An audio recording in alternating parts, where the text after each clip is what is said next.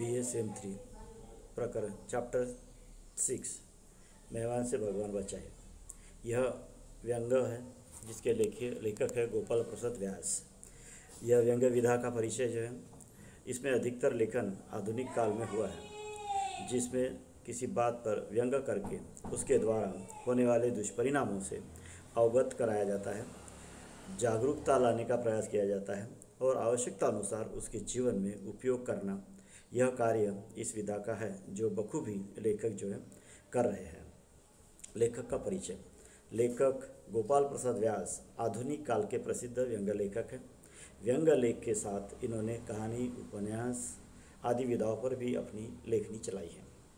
विषय का प्रवेश इसमें अगर लेते, प्रस्तुत कहानी में लेखक ने आधुनिक जीवन में पुरानी परंपराएं निभाने के साथ किस प्रकार मजबूरीवश व्यक्ति जो है नाकाम होते हुए दिखाई देता है, इसका उदाहरण मेहमान से भगवान बचाए इस व्यंग्यात्मक लेख के द्वारा उजागर करने का प्रयास किया है।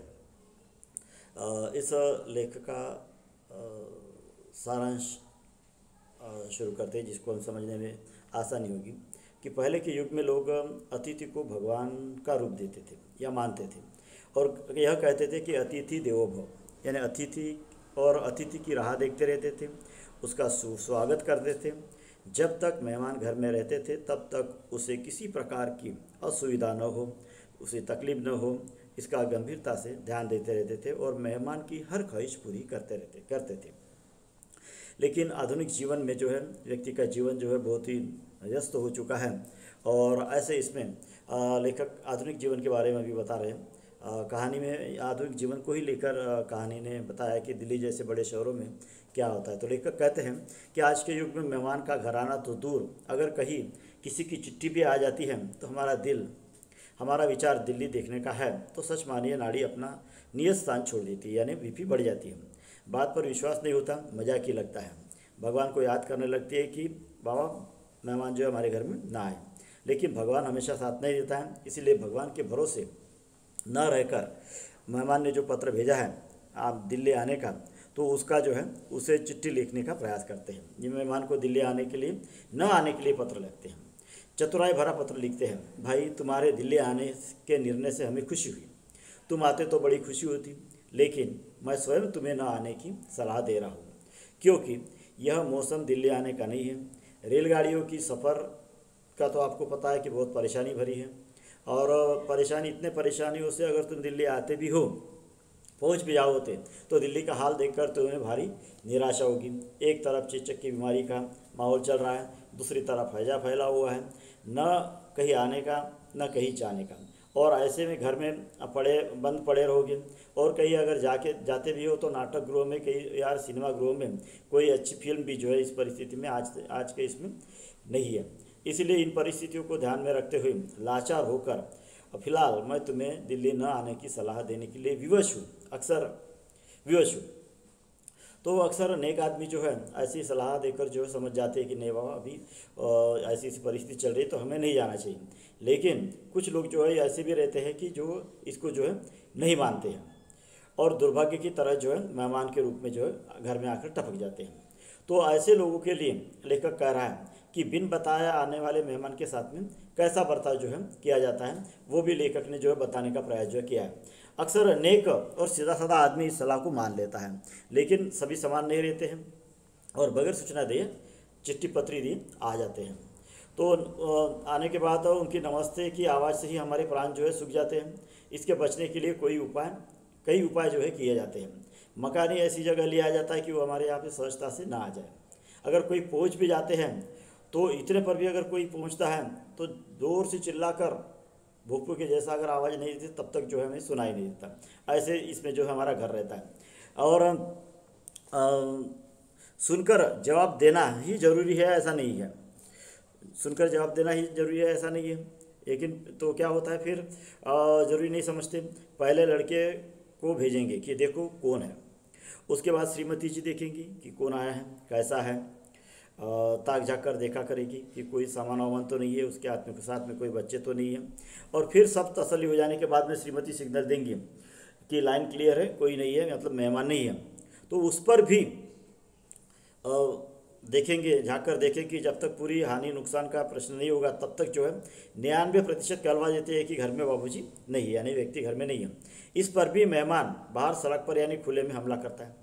तो कहने से क्या वापस जाएगा, फिर उसको खुले में सड़क पर हमला करता है। और कभी कभी फिर सीधे जो है दफ्तर पहुंच जाता है। मिलने पर भी टालने के लिए किए जाने वाले वार्तालाप को यहाँ पर लेखक ने बताया कि मेहमान के कुछ कहने के पहले ही हम प्रश्नों की जड़ें लगा देते हैं। कहिए, कहाँ टिके हैं? तत्काल ही दूसरा प्रश्न है, कब जा रहे हैं? बोलिए, नाश्ता वाश्ता तो करा है कि नहीं? ऐसे प्रश्न करते हैं कि वो टिके न पाए, यानी मेहमान को घर में आ जाए ना आए या आने के बाद में भी ना टिके, इसके लिए जो बड़े बड़े शहरों में कैसे किया जाता है वो भी बताया गया। कुछ लोग तुरंत दोस्ती व अन्य रिश्ता बना लेते हैं। ऐसे भी कुछ लोग होते हैं कि जो आते ही जो है हमें अपना बचपन का दोस्त बना लेते हैं, दोस्त मान लेते हैं, जो हमारे रोब नहीं समझते, प्रतिष्ठा को प्रतिष्ठा नहीं मानते, हंसी मजाक कर लेते हैं। आते ही घर में बच्चों के साथ में अपनी रिश्ता बना लेते हैं, बच्चों पर कब्जा कर लेते हैं, भाई भतीजा बना लेंगे। और पहले ही जो बड़े बुजुर्ग रहते हैं आते ही उनके चरण छू लेंगे। और नौकरों को जो इस प्रकार से अलग देंगे कि जैसे तनख्वाही ही दे रहा है, यानी नौकरों पर भी अपना हुक्म चलाएंगे। तो ऐसे लोगों का इलाज जो है लेखक के पास में नहीं है, यानी व्यक्ति जो मानी आदमी जो है वह ऐसे लोगों का इलाज नहीं कर सकता। तो फिर लेखक कहते हैं कि ऐसे लोगों का जो बिन बुलाए आते हैं, ज़बरदस्ती से घर में टिक जाते हैं, तो ऐसे लोगों का इलाज जो है इनके पास में है। किसके पास में? इनके देवी जी के पास में। मेहमान घर के आते ही अब वह ऐसा रूप धारण करती है कि हमको पहचानने में देरी लग जाती है। बीमार हो जाया करती है श्रीमती जी, बच्चों को उस समय ज़्यादा पीटा जाता है, बर्तन अधिक टूटते हैं, दाल शाक में मिर्ची अधिक पड़ती है। महरी यानी काम करने वाली जो बाई रहती है उसको छुट्टी दे दी जाती है। उस वक्त अक्सर पत्नी 3-4 घंटे जो घर के बाहर रहती है, सहेलियों की आ जाती है, मेहमान की आ जाती है, 3-3 4-4 घंटे वापस नहीं आती हैं। और मेहमान जो है नहाने के लिए लोटा मांगते हैं तो उन्हें कटोरी मिलती है, नहाने के लिए साबुन मांगते हैं तो उसमें डंडा, कपड़े धोने का डंडा पहुँचा दिया जाता है, लगाने के बाल को लगाने के लिए तेल मांगा जाता है तो सरसों के तेल की बोतल लगा दी जाती है।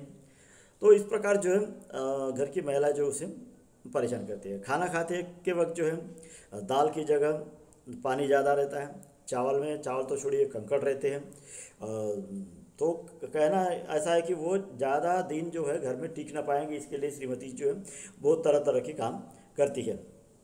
तो उसके बाद जो है तो ऐसी परिस्थिति हो जाती है कि उसको छठी गया दूध याद आ जाए। तो अगर वो इसके बाद मेहमान बनकर आने की हिम्मत ही न कर जाए, या यहाँ तक लेकर कह रहे हैं कि दिल्ली की तरफ वो पाँव रखकर भी सोने की हिम्मत न करे, ऐसी उसकी हालत जो है उसकी श्रीमती जी जो है कर देती है। मेहमान से ऐसा बर्ताव करने वाले कोई कुछ भी कहे, लेकिन लेखक कहता है कि श्रीमती जी का मेहमान से ऐसा बर्ताव देखकर लोग जो है उन्हें असामाजिक कहेंगे। मेहमान नवाजी के अनेक फायदे हैं। लेखक कहते हैं कि मेहमानों की खातिर करके लोग ऊंचे पदों पर पहुंच गए हैं। यह वास्तविकता भी है। साधारण आदमी नेता बन गए हैं, लोगों को चाय पिलाकर वकीलों ने अपनी वकालत जमा ली है, डॉक्टरों ने अपनी आमदनी बढ़ा ली है, लेखकों की रचनाएं संपादक लोगों को पसंद आने लगी है, बेकार आदमी काम वाले हो गए, ठेकेदारों को अनेक ठेके मिलने लगे, चोर बाजारी करने वालों को भी अपनी मिलनसारी और मेहमान नवाजी के कारण जो है वह भी जो है अपने वारे के नारे कर गए। यानी मेहमान नवाजी के कारण बहुत सारे फायदे भी होते हैं तो बहुत सारे नुकसान भी होते हैं, लेकिन फायदे होते हैं और नुकसान भी होते हैं, यह लेखक ने बताने का प्रयास किया है। तो ऐसी अनेकों की इच्छा रहती है कि मेहमान नवाजी करके हम फ़ायदा करें, क्योंकि इतने लोगों को फ़ायदा हुआ है तो हम भी करें। लेकिन लेखक कहते हैं कि उनके मन में ऐसी कोई इच्छा नहीं है कि मेहमान नवाजी कर उसका कुछ फ़ायदा ही ले लें। लेकिन लेखक कुछ अपनी और कुछ उनकी सुनहली यादों से मजबूर है, किसकी? मेहमानों की। और ऐसे नुस्खे की तलाश में अवश्य रहता है कि जिससे बिना दैहिक यानी फिजिकल या आर्थिक कष्ट उठाए मेहमान का पूरा फ़ायदा उठाया जा सके। ऐसे तलाश जुगाड़ में वह है। मेहमान के ये तो नहीं करना चाहते ना, ऐसा कुछ फ़ायदा हो जाए कि बगैर कुछ मेहनत किए भी मेहमान नवाजी का फ़ायदा मिले और उसका फ़ायदा जो है वो उठा ले। तो ऐसे फिराक में लेखक है। तो लेखक कहते हैं कि देखिए भगवान कभी उसकी इच्छा पूरी करते हैं या नहीं। और इस व्यंग का उद्देश्य लेखक ने बताया। प्रस्तुत व्यंग का उद्देश्य है कि पुराने अच्छे रीति रिवाजों को आज उतनी कठोरता से या जैसे कि वैसे नहीं अपनाया जा सकता, क्योंकि आधुनिक परिस्थिति में व्यक्ति का जीवन बहुत आपाधापी का हो गया है। घर में दोनों कमाने वाले रहते हैं, घर में जगह नहीं रहती है, दोनों घर में जाने के बाद घर किसी के भरोसे छोड़ नहीं सकते। तो ऐसे इसमें होता है। तो क्योंकि आज की हमारी जीविकोपार्जन की व्यवस्था जो है, सामाजिक, आर्थिक व अन्य परिस्थितियाँ पहले जैसी नहीं रही है, इसीलिए हमें मजबूरी में